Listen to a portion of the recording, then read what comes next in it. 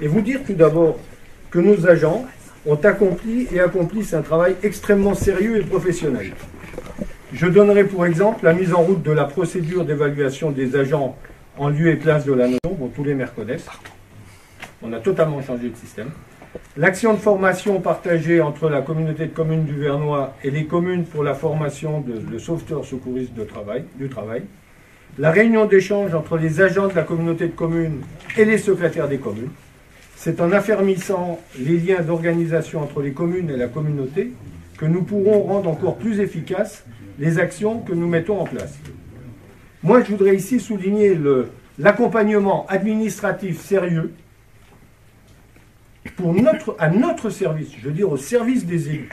Parce que chaque fois qu'on aborde une question, elle est vue à la fois sous les trois angles, l'angle technique bien sûr, l'angle juridique et l'angle financier. Et c'est systématique. Et c'est systématique et c'est systématiquement vu, toutes les actions sont vues sous cet angle. Ce qui fait qu'après, eh bien, on n'a pas des surprises qui sont bien souvent plutôt désagréables.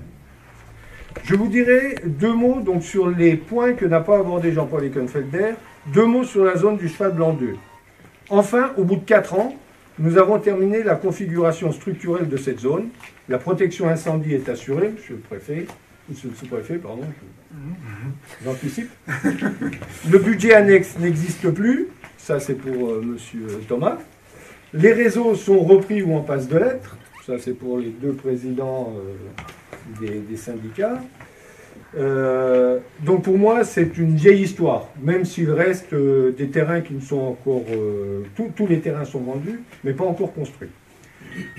Pour tout vous dire, j'aimerais bien que nous repartions sur l'équipement d'une nouvelle zone. Si vous avez du terrain, faites signe. Mais du terrain pas cher, bien situé, pas cher, bien situé. Et libre à la vente, hein, pas encore nous mettre des renards qui nous font traîner des années. En ce qui concerne le haut débit, il faut assurer la couverture maximale en qualité et en quantité de notre territoire. Nous avions dégagé une position de principe entre Rémy, l'aéroport et nous. Je ne sais pas si Jean-Marc est là. Aujourd'hui, nous entrons dans une phase plus concrète, puisque une communauté de communes, déjà, celle de l'aéroport, sur les 3 concernés, a déjà donné un avis favorable pour la constitution d'un groupement de commandes, préliminaire indispensable à la réalisation de l'étude. Je peux vous dire que même la communauté de communes du Val-de-Moselle m'a demandé d'en faire partie. Je suis convaincu que nous devons conforter la couverture numérique de notre territoire.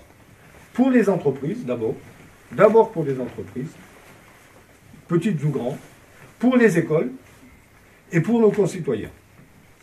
Autre dossier important, les équipements sportifs. À la date d'aujourd'hui, l'APS, l'avant-projet sommaire, est réalisé. Je sais que certains d'entre vous sont très dubitatifs sur ce dossier. Je ne sais pas si c'est parce que c'est le foot qui est concerné, ou si c'est parce que c'est cher, ou est-ce pour les deux motifs à la fois?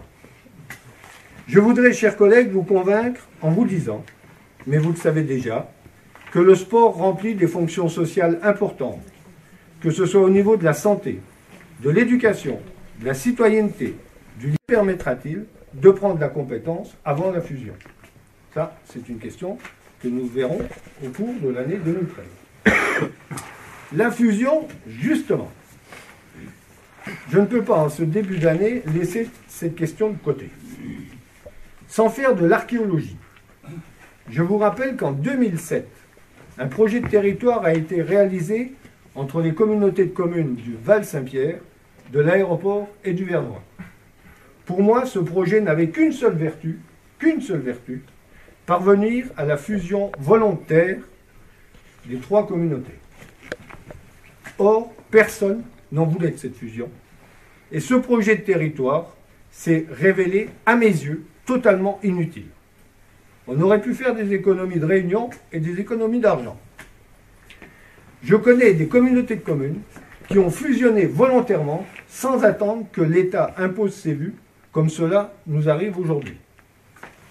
Toujours est-il que le processus de regroupement se passe à la commission départementale de la coopération intercommunale. Cette CDCI, à mes yeux, monsieur le sous-préfet, vous pouvez fermer les oreilles, n'est qu'une chambre d'enregistrement où les communes rurales et les petites communes périurbaines sont très mal défendues et où il n'y a aucune solidarité.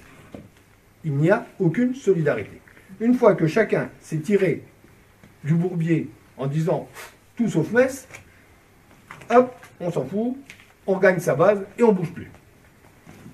Cette CDCI, à mes yeux, mais c'est qu'à mes yeux, ça n'engage que moi, n'a pas fait son travail. Et je pense que les communes ont été très mal défendues pour 3 raisons. La première, c'est que la commission est présidée par l'État. Je ne remets pas en cause la compétence, le rôle de l'État, la place de l'État. Loin de là.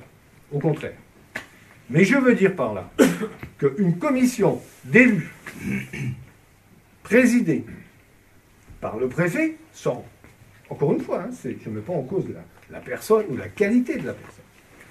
Mais c'est, je veux dire, ça ne va pas ensemble. Ou on est dans la partie élue, ou on est dans la partie fonctionnaire. Donc il y a quelque chose qui cloche. C'est le premier point. Le deuxième point, c'est que cette commission, qu'on le veuille ou non, elle est totalement phagocytée par les élus des villes et des grosses intercommunalités, y compris par des sénateurs, qui disent tout au long de l'année, on défend les petites communes, mais là, je ne les ai pas entendus. Je ne donnerai pas de nom par charité chrétienne. La troisième, c'est que les associations d'élus n'y font absolument pas entendre leur voix, et pour cause. La Fédération des maires est pour Metz Métropole. L'Association des maires ruraux de la Moselle a abandonné le match avant de l'avoir commencé. Et totalement divisé. La preuve, c'est qu'il y a eu un embryon de liste qui a été déposé, mené par M. Houpert, président de la communauté de communes du Haut-Chemin, et qui a fait un carton. Ils ont fait 7 élus. 7 élus. Ça veut dire qu'il y avait une demande là des maires ruraux pour faire une vraie liste et où on aurait été représenté. Je vous pose une question simple. Comment peut-on accepter un schéma du préfet à l'unanimité quand des communes n'ont pas la liberté de choix? Les associations d'élus ne remplissent plus leur rôle de réflexion, leur rôle de proposition, de contre-proposition et de lobbying. Et moi j'ai lu, et j'ai demandé à Nicolas Poirier de l'adresser à tous les maires. J'ai lu la circulaire du ministère de l'Intérieur, co-signée par 3 ministres d'ailleurs, dont le ministre de l'Intérieur. C'est clair et net. Il n'y a pas d'état d'âme.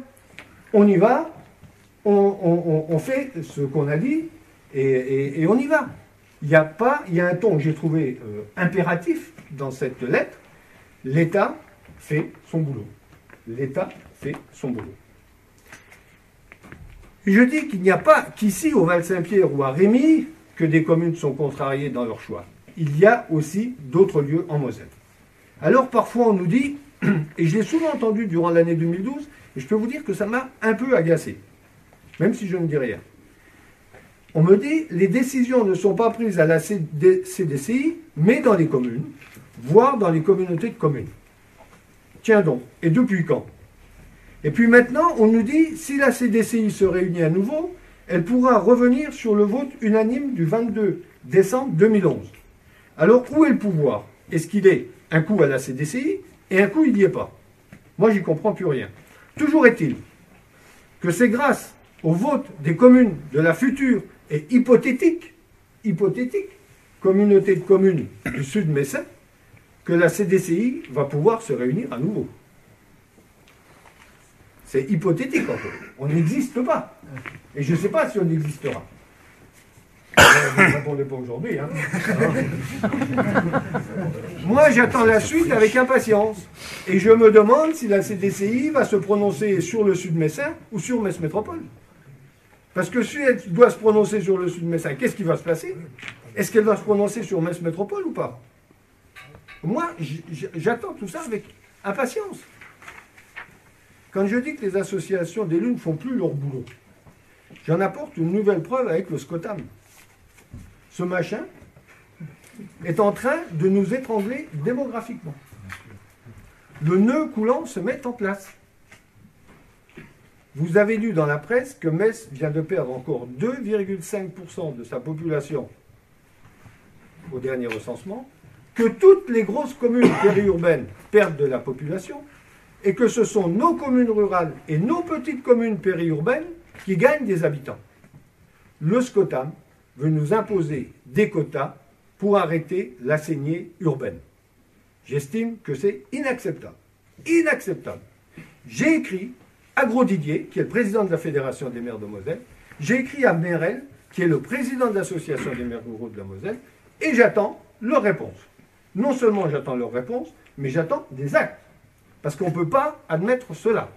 On fait des investissements dans nos communes, on ne peut pas se permettre, on ne peut pas admettre même qu'on nous dise « Ah ben, il va falloir moins construire dans vos communes ». Et vous savez que des communes de Metz Métropole sont dans le même cas. Hein.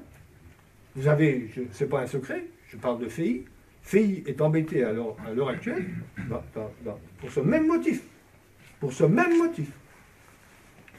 Ce qui me met en colère, parce que ce n'est pas fin ma colère, mais ce qui m'offusque encore plus, c'est que la CDCI et le SCOTAM sont des assemblées d'élus.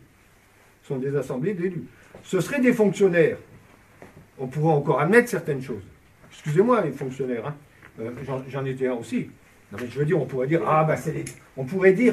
c'est les technocrates de Paris qui nous enquiquinent. Ah, mais c'est les fonctionnaires qui nous imposent. Mais là, ce n'est pas les fonctionnaires. Que ce soit à la CDCI ou que ce soit au SCOTAM, ce sont des élus. Ce sont des élus. Et dans ces deux cas, ce sont des élus qui imposent leur vision des choses à d'autres élus. Et moi, j'estime que c'est inacceptable. C'est inacceptable et je vous demande de ne pas l'accepter. Alors, en 2013, je n'ai pas une vocation particulière pour lire dans les mares de café. Pour la communauté de communes du Vernois, la feuille de route est simple et j'espère efficace. Je le dis à tout le monde, y compris à Nicolas Poirier, à Maxime, mais je ne doute pas de leur efficacité. Premièrement, continuer tout ce qui est en chantier. C'est-à-dire pas d'état d'âme, on continue ce qu'on a mis en place. Que ce soit dans les réalisations, Jean-Paul en a parlé, ou que ce soit dans les études, il en a parlé aussi. Je pense notamment au foot et au haut débit. Deuxièmement, attendre l'arrêté de M. le Préfet pour la fusion. Il faut bien que là, il y a des délais, hein, on ne peut pas faire comme on veut. Troisièmement, préparer l'harmonisation des compétences avec les autres communautés. Alors, j'espère avec le Val-Saint-Pierre, j'espère que, et là ça va nous demander beaucoup de travail, et beaucoup de travail assidu, pas seulement venir à la réunion de temps en temps pour voter ou pour dire oui ou non. Troisième point. Quatrième point, défendre bec et ongle nos communes à tout niveau.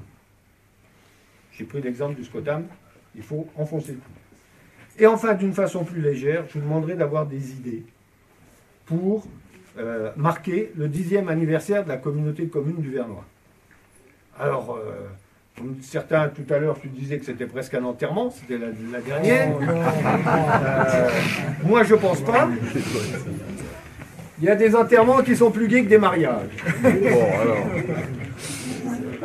Je voudrais. Non, c'est pas un jeu de mots. Je voudrais vous remercier d'abord, plus sérieusement, toutes et tous pour votre présence tout au long de l'année, pour votre investissement, pour vos apports dans les débats. Nous avons des possibilités pour amplifier l'intercommunalité, afin de répondre aux attentes légitimes des populations dont nous avons momentanément la responsabilité. Nous devons nous donner des moyens accrus, et je pense notamment à une fiscalité plus intégrée pour pouvoir mener à bien nos projets. Ce sera l'une des tâches de 2013 dans la préparation de la fusion, parce que je rassure quand même Monsieur le Préfet, on va bosser pour faire une fusion réussie. Et j'espère, et j'en suis persuadé, qu'on va travailler très bien, qu'on travaillera très bien avec vous, et nous avons déjà très bien travaillé avec vous pour préparer tout ça. Croyons, mesdames et messieurs, en notre territoire, car notre territoire a des atouts importants qui restent à mettre en exergue. Alors, bonne année 2013 à vous tous, Et puis, bon courage pour tout le travail qui vous attend, que ce soit dans le cadre de la CCV, mais que ce soit aussi dans le cadre de votre commune, parce que je sais que vous avez aussi beaucoup de travail dans les communes. Et je voudrais remercier et ajouter mes remerciements à tous les services qui sont représentés ici ce soir, que ce soit la gendarmerie, que ce soit la DD.